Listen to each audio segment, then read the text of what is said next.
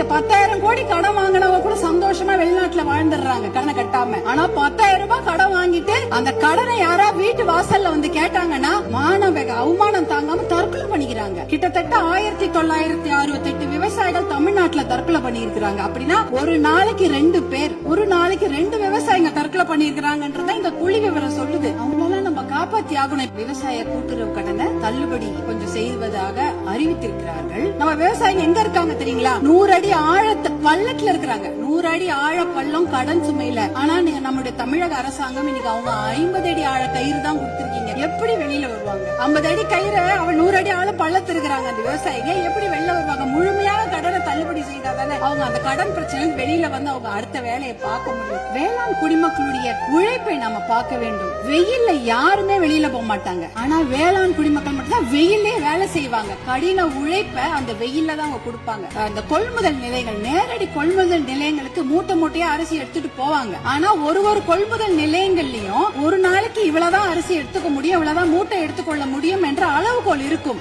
ஆனால் அந்த அளவுகோலுக்கு மேல ஆயிடுச்சுன்னா அந்த மூட்டையை வச்சுட்டு வெயிலையும் மழையிலயும் அங்கேயே இருக்கணும். அது என்னவானாலும் சரி, மூட்டையை அவங்க நிலத்துல இருந்து எடுத்துட்டு போயிட்டாங்கன்னா தனியார் அந்த கொள்முதல் நிலையங்கள் வாசல்லே படுத்து கிடப்பாங்க. மழை பெஞ்சிச்சுன்னா அந்த மூட்டையெல்லாம் உள்ளே முளைச்சிடும், கெட்டு போயிடும். இப்படி எத்தனையோ சிரமங்களை மீறி தான் அவங்க நம்மளுடைய உணவு மேசைக்கு சாப்பாடை கொண்டு வராங்க.